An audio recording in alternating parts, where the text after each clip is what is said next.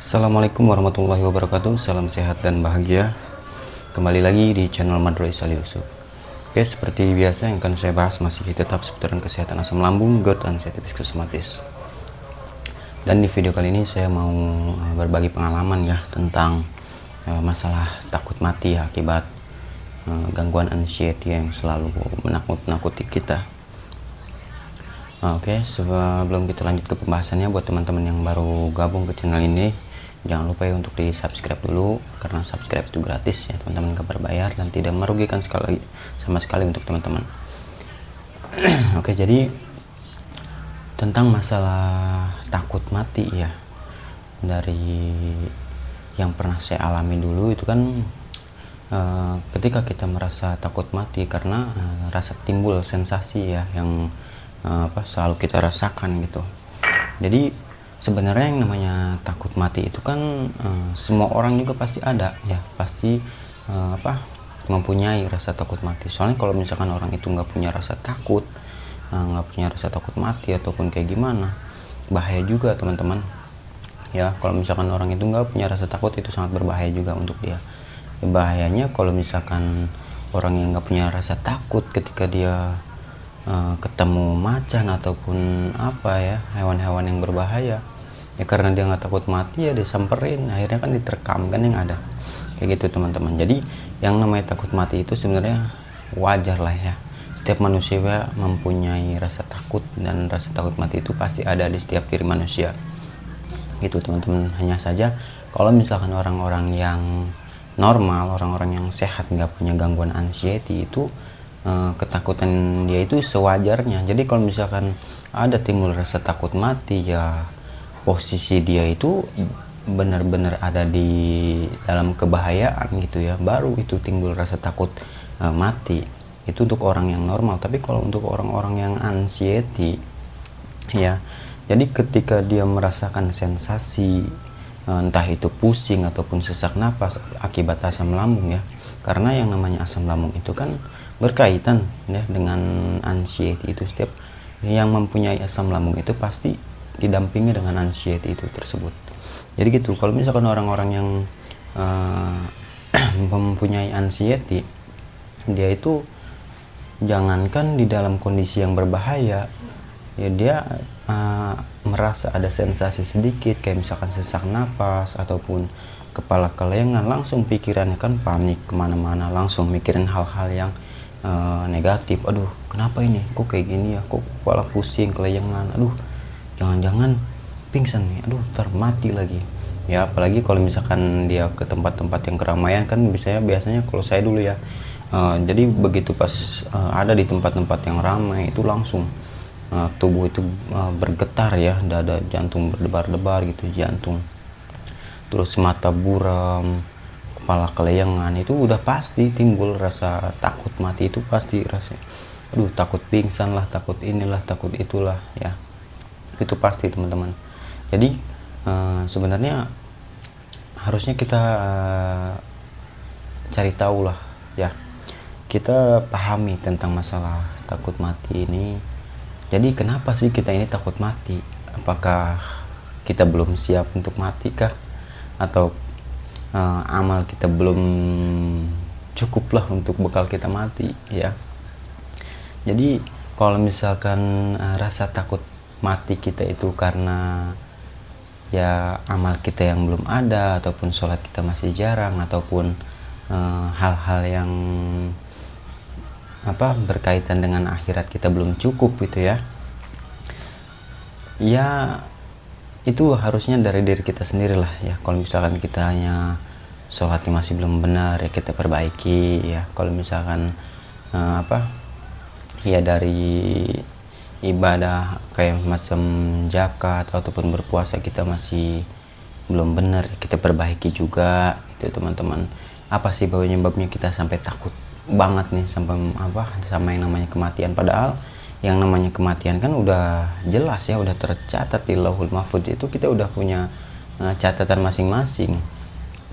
Cuma itu urusan Allah gitu, masalah kematiannya kapan, penyebabnya apa ya kan, itu urusan Allah. Kalau menurut medis ya, Yang namanya asam lambung itu GERD itu tidak menyebabkan kematian teman-teman ya.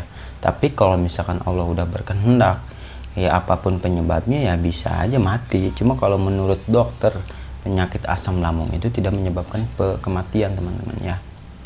Tidak sama sekali berbahaya juga tidak ya, dan menyebabkan kematian juga tidak. Cuma ya kalau misalkan kata saya tadi, kalau misalkan Allah udah berkehendak ya, dengan cara apapun dia, yaitu urusan Allah gitu untuk mengambil kita ya, karena kita juga milik dia, milik Allah. Jadi ya teman-teman harus pahami juga ya tentang kematian itu. Kenapa sih kita takut banget sama yang nama kematian? Apakah kita belum punya bekal untuk menghadapi kematian ataupun kayak gimana? Ya kita perbaiki lagi ya teman-teman ya.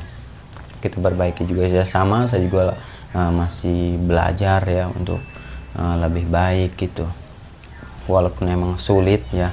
Cuma ya kita harus introspeksi diri juga ya, penyebabnya kita takut mati itu apa ya. Kalau misalkan terus penyebabnya kita takut mau kemana-mana, itu apa sih yang kita takutin gitu ya. Dari tempat keramaian apa yang kita takutin gitu ya.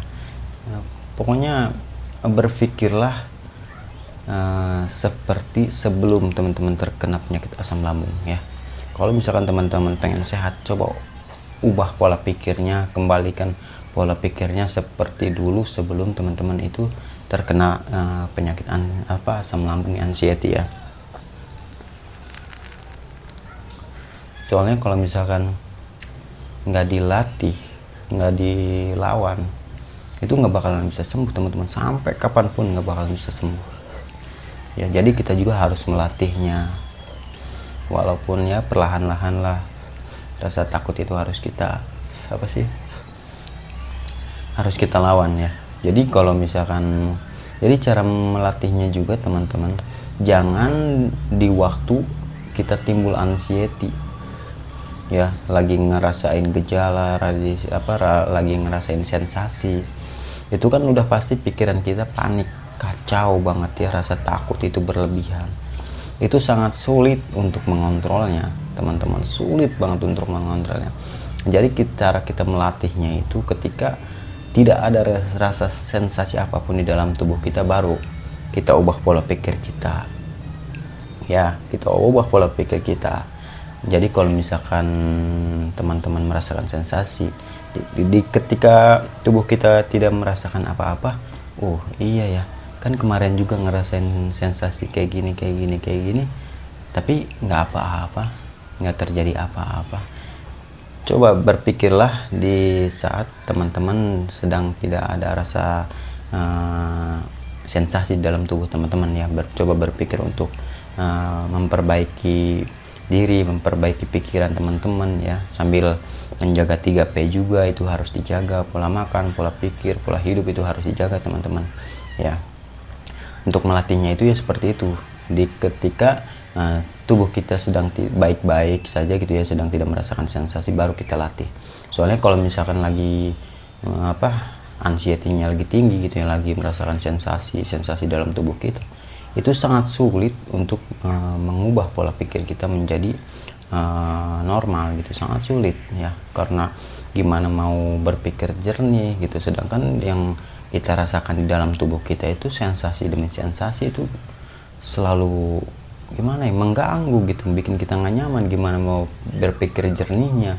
Tapi kalau misalkan kita berpikirnya ketika kita sedang baik, sedang sehat gitu ya, tidak ada sensasi, baru kita berpikir ya, mengubah pola pikir kita itu dari yang sedang kita alami waktu sakit ya, waktu lagi ada sensasi, kita berpikirnya waktu lagi nggak ada sensasi gitu teman-teman ya. Paham mungkin ya teman-teman ya. Jadi biar nanti ketika timbul rasa sensasinya lagi timbul lagi, kita udah bisa mengontrolnya teman-teman. Oh kemarin juga ibaratnya kayak gini nggak apa-apa ya kan, kemarin juga timbul sensasi-sensasi seperti ini, nggak apa-apa, nggak berbahaya kok, nanti juga selang beberapa jam ataupun berapa menit juga sehat lagi, normal lagi ya. Jadi selalu tanamkan pola-pola pikir yang seperti itu teman-teman ya, pola-pola pikir yang baik ya, yang menyenangkan. Pokoknya terus sugesti ya dalam diri kita hal-hal yang baik ya, pemikiran-pemikiran yang baik itu terus tanamkan teman-teman. Insya Allah lambat laun juga akan terbiasa dengan hal-hal yang baik itu ya, dengan pemikiran-pemikiran yang baik. Kalau misalkan terus-terusan kita latih, lambat laun akan terbiasa nantinya. Jadi kalau misalkan nantinya timbul sensasi lagi, ya biasa aja gitu, nggak terlalu panik kayak yang sebelum-sebelumnya gitu teman-teman ya. Karena saya juga mempelajari itu teman-teman ya, karena saya juga melakukan itu, alhamdulillah sampai saya bisa sembuh kayak sekarang ini ya, berkat latihan itu sambil saya lihat-lihat video YouTube ya yang dulu saya pelajari. Jadi jangan cuma dilihat aja tapi dipelajari juga ya. Nah, dari pola makannya kita harus benar ya, makan minimal ya 2 jam atau 3 jam sekali atau 4 jam sekali ya. Kalau misalkan udah agak membaik itu ya 3 jam 4 jam sekali nggak apa-apa. Tapi kalau misalkan lagi parah-parahnya banget itu makannya 2 jam sekali ya, dengan porsi kecil, terus makanan juga nggak keras gitu ya, agak lembek gitu ya. Tapi jangan bubur, karena bubur itu sangat mudah untuk dicerna oleh lambung, jadi cepat kosongnya lagi. Jadi makan nasi yang lembek gitu teman-teman ya. Terus dari pola pikir kita harus kita jaga juga ya, jangan terlalu stres. Cari hobi-hobi yang menyenangkan ya untuk diri kita ya.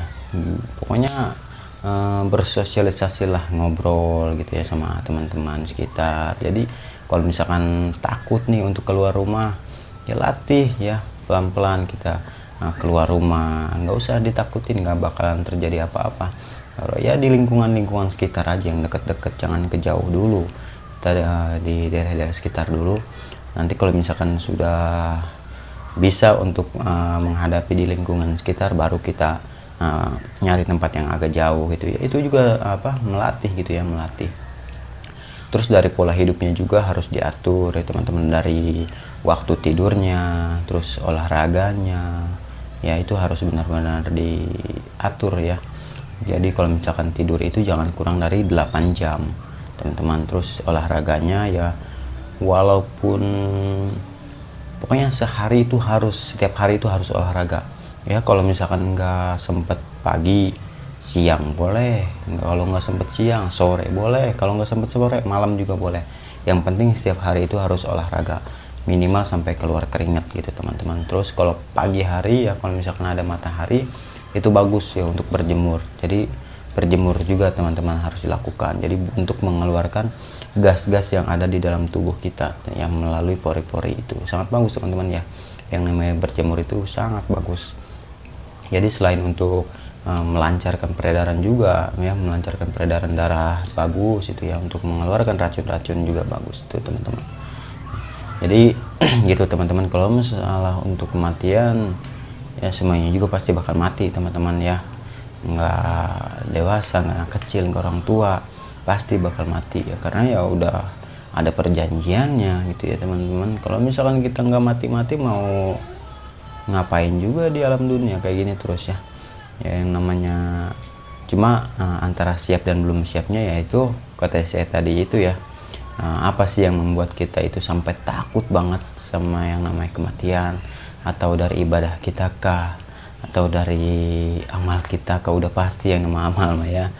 Terus dari